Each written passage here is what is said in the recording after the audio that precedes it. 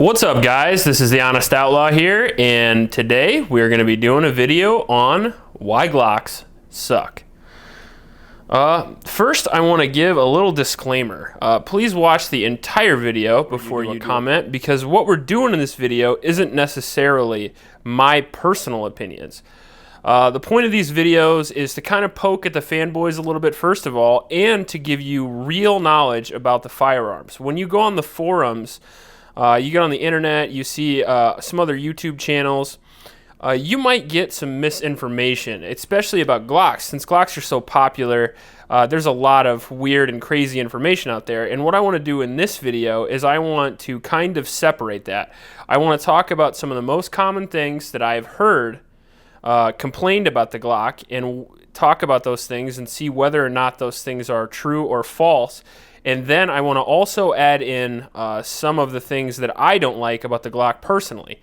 Now, that doesn't mean the Glock is bad, even though the video is titled, Why Glocks Suck. It's about what sucks about Glocks, because whether you're a Glock guy or an MP guy or a 1911 guy, every modern firearm to date can be improved. The Glock is lighter than the 1911. The 1911 is more accurate and smoother. You know what I mean. CZs hold more ammo than 1911s. It goes on and on and on. So we're going to talk about the pros and cons, and we're going to be honest. That's the point of this channel in the first place, is to be honest about guns. So here we go. You get a lot of comments just about it just being a general blocky pistol. They call it the block for a reason. It personally doesn't bother me, but for a lot of people, especially you 1911 guys or you revolver guys, you Colt single action guys, I can see this as not being near as good looking. The second thing I hear a lot about is the durability. It explodes, it breaks, it's polymer. If you drop it out of your car, it won't work anymore. Well, a lot of things won't work if you drop them out of your car. If you look at exploded guns on Google, if you do a Google search about guns that explode, you will come up with a lot of Glocks. And the reason for that is because Glocks are probably the most popular pistol, at least nowadays. So that's one reason, but you guys have to remember that all guns have catastrophic malfunctions, even revolvers. So as far as being dropped, can they break? Yeah, they can. I've heard stories of especially people messing up the mag wells. When they're holstered, like if you hit the ground to do rollover prone, shooting with an AR or something like that, you slam on it and you hit a rock or something, yeah, you can crack or dent, especially dent or divot these polymer frames. That's totally possible. Is it really going to happen in real life? Honestly, no. Unless you're out there, shooting bad guys for a living, I don't think you're going to have to worry about it. The trigger. This one is a personal preference as well. The trigger is not great. There's going to be a general theme about upgrading the pistol throughout this, but the trigger is not great. But the upside of it is that it can be easily fixed, and it can be fixed at whatever price level you choose. You can get a 5-pound trigger connector for like $13, and honestly, that makes it almost as good as some other pistols. It's not going to be as good as, let's say, the PPQ or even the Canic. VP9, things like that are going to have better triggers regardless of what you do. I have the Zev trigger in this pistol currently, and it is, in my opinion, the best trigger that you can buy for a Glock, and I still prefer the PPQ trigger. So the trigger, yeah, it sucks, but can you make it work? Absolutely. It's still a striker-fired pistol. It still has the same pull regardless of what you do. It's not going to have any crazy long double-action pull or anything like that. It's definitely workable, but compared to some of its other peers, it is not as good. Another huge complaint you're going to find is the sights. The sights, well, they suck. As you can see here, this is what the sight picture looks like. Sorry about that, it was out of frame. Just got that white U with that white dot in the front. This sight picture for me works. I got used to it. Well, I've been shooting Glocks for a long time. And back when I first grabbed my my buddy's pistol when he was training to be a police officer, and I shot this sight picture. It works for me. It's not perfect, but it works. One of the downsides of it, at least from my experience, is it would make sense if the dot would be right in the middle of the U instead of cutting it in half. So a lot of people end up shooting higher or lower, but it's kind of an issue. But again, easily fixed. You can go with stuff like these Ameriglows here. These Ameriglow Ida, or these are the Spartans. I have AmeriGlow eye dots here. You can go with fiber optic sights as well. So again, fixed, but should Glock put better sights on their pistols coming out of the factory? I really, really think so. Yeah, I really do. Sometimes it has to do with the value equation, but let's be honest. Lots of other pistols that come with the same polymer frame at the same price point come with better sights. M&P jumps out at me, for example. So, yeah, I think they should do. A different sight picture in the future. Another complaint that I agree with is the accessory rail. Why does it have an accessory rail instead of a Picatinny rail? I have no idea. And you can say most Picatinny things do fit the accessory rail, and I would agree with you, but not all, believe me. That is why Surefire has to be shipped with different mounts and all kinds of other stuff. You can definitely find cons to the accessory rail. So I would like to see a Picatinny rail, but it doesn't break my heart. Since they're the most popular polymer pistol, and they're kind of the gold standard of polymer pistol, kind of what all guns are, kind of looking up to right now. I'm not saying that there aren't guns out now that surpass it, but for a long time, Glock was it as far as polymer pistols go. You've got a lot of what most people like to call fanboys. And these people are people that just buy Glock. They have never even bothered to try other guns. They just think Glock is the best. And in my opinion, I don't want to give anything too far away, but I do like Glocks, but they are, as you would say, the Honda Civic of the gun world. They are reliable, very reliable. They are lightweight, and they just work. Are they the best shooter? We'll get into that in a little bit. Another popular complaint is slide bite.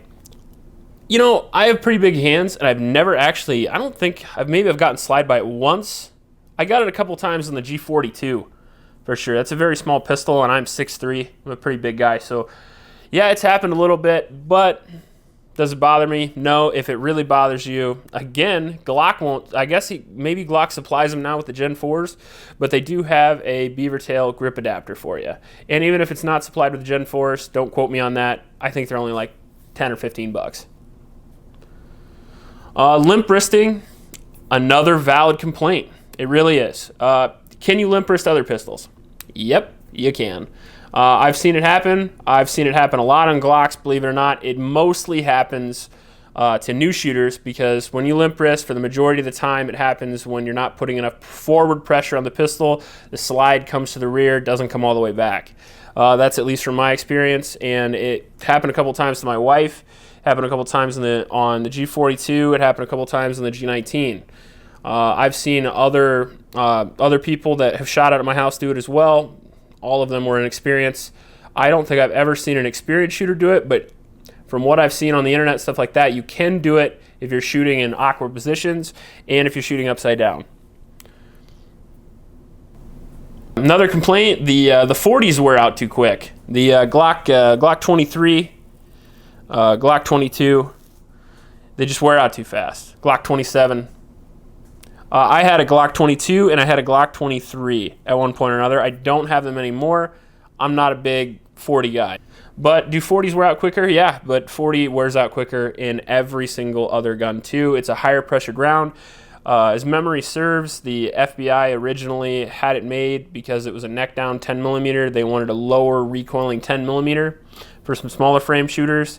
Yeah, it's a super high velocity round. It'll wear out your gun faster. But will it wear it out before most people shoot their gun out? No. Professional shooter, something like that, police officer, competitive shooter, military guy, yeah, you could wear them out though. They're snappy. Yeah, they are. Yeah, that's an actual complaint too. They are a little snappy.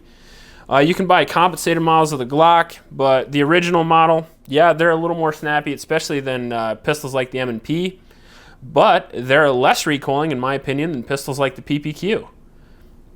Yeah, they're super light. Physics are what they are. A light pistol is going to have more recoil. They rust. Yep, they do. Especially with the new coating that Glock has put on their pistols. I've seen a lot of people complain about rusting on the slide, especially of the G43. Now, do I have any? No, I actually don't. I've actually carried this pistol on a fairly regular basis as well. I've carried it at least over 60 days this year. I carry lots of other pistols as well. As I'm a gear reviewer, I don't get the luxury of just carrying or just shooting one pistol, because I got to shoot them all to give you guys my opinions. The plastic guide rod brakes.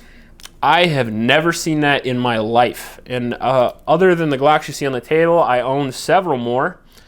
Plus, man, I've probably owned at least 10 more in my life besides the ones I have now. And I've never had a guide rod brake. I've never had a guide rod brake in any gun ever, steel or otherwise. They are too expensive. A couple of years ago, I would have disagreed with you, but there's been so many models that have come out with similar price points, like the PPQ, the M&P. The Canic is around the same build quality, and it is several $100s less than this. I have the Canic Elite currently, and it's in testing. The Canic V2 was a great pistol as well. The SIG 320 is another amazing pistol that I have honestly believe it has superior build quality to this. Now, I'm definitely no SIG fanboy, but it definitely has better build quality, I would say. It's more modular. It's got a better trigger. It's got better accessories from the factory. Same with the PPQ. The PPQ is extremely impressive as well. VP9, a little more expensive. Basically, VP9 is a little bit longer barreled version of the PPQ that's more expensive. But getting back to the part about the Glocks is that, yeah, for what you get, the shitty trigger, the shitty sights, the polymer magazines, they are steel lined, I know, but still, it's just some of the build quality problems that you'll see. Even with my Glock 19 here, I was putting this Salient Arms magwell on today, and I found out that even the bottom of the magwell is machined wrong. You know, all this melted plastic just sitting there. The pistol, the trigger guard is not as ergonomic as it should be. Lots of people I've seen complain, and they usually end up dremeling it like I have. Yeah, I just think for $500, you should get a little bit more for your pistol. Another one I forgot to mention that is probably in the top 3 would be grip angle. Yeah, this is true-ish. If you find a guy that just shoots Glocks, he'll tell you the grip angle's perfect. If you find a guy that just shoots 1911s or M&Ps, they'll tell you that it sucks. You know, I don't really know what to say about it. I've heard some people say the reason why the grip angle is what it is because it's actually more ergonomic for the shooter. I honestly, maybe I'm in the minority here, but I can transition between Glocks and M&Ps and 1911s and PPQs, and I can do them all fairly seamlessly. You give me a couple dry fire draw practices, and I'm on point. So do I think it's a big negative? No, I don't. It's blocky. Compared to pistols, again, I keep bringing up the damn PPQ or even the Canic Elite, the new Canic Elite.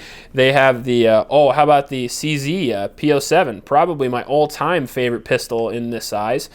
They have their slides milled down to be more ergonomic, especially when you're carrying things like appendix. You know, you don't want to have ridges and things like that. The slide serrations up front, you know, they're just better looking, more ergonomic pistols. Even the grips are more ergonomic on those pistols as well. Another con is when you talk to people, like we spoke earlier, people think they're better than what they are. I gave that Honda Civic reference earlier, and I will definitely stand by that. Glocks are not the perfect pistol. Are they the best overall pistol? Maybe. Maybe. You know, if you're really talking about a service or duty pistol, what are you looking for?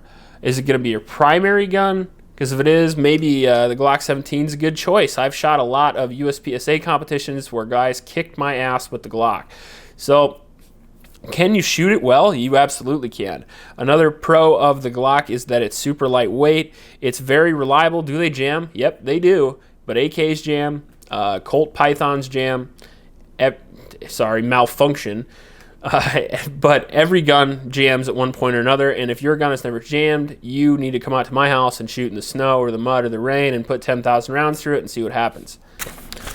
No front cocking serrations. I really like the front cocking serrations, and it's obviously missing from all the Glocks, but you can buy aftermarket slides like this Zev, I think it's a Trilio. You can also add an RMR to it. Now, these are extremely pricey, however, and guns like...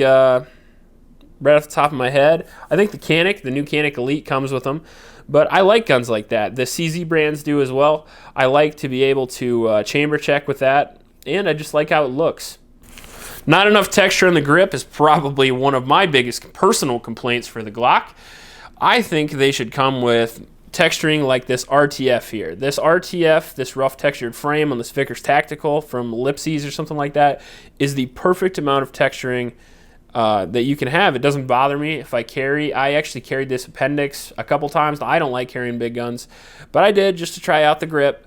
And it's fine for me, and it's perfect for rain, snow, and mud. It's not as good as skateboard tape, but it also doesn't fall off, and you don't have to send it out somewhere to get it stippled.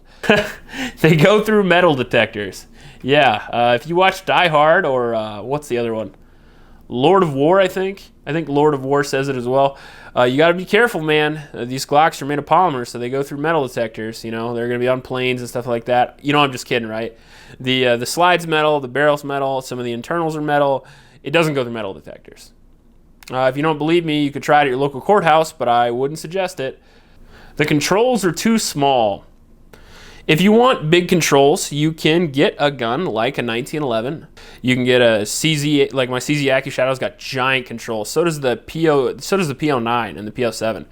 In my last Sucks video, the M&P video, if you guys have checked that out, there's a lot of controversy about me calling this a slide release. Bam. Because it releases the slide. It also does it on the M&P too, and I complained about how hard it is on the M&P. Now, on the Glock, it's not as difficult, but it still is very small. And people are always like, check your manual, it's a slide stop, it's a slide stop. It's meant to lock the slide open and that's it. I agree with that, but I like the option to change it if I want to. And where the M&P lacks that, the Glock is a pretty easy fix. You can get a bigger slide release. You can get a bigger magazine release. This one's from Zev. You can get different takedown levers. Now that goes into a negative that I've never seen anywhere that I experienced when I did my reliability test of the Glock 17. If you look at the M&P, maybe I'll annotate some pictures, you'll notice that they have takedown levers. Most modern guns have this big takedown lever that slides over. And I never understood why that was, if this'll do, right? But I'm going to be honest with you, I've never gotten my gun as incredibly dirty as I got it when I did my reliability test. And I found out that if stuff gets under these takedown levers, it is almost impossible for you to reach up and pull down. That's about it, honestly. I can't really think of anything else off the top of my head. That doesn't mean that those are the only things that are wrong with the pistol. If you like the video, please like and subscribe. Like I said, if you like the channel, please subscribe for future videos. Please help out your local homeless shelters, and remember to recycle. Check you later. You gotta be fucking kidding me.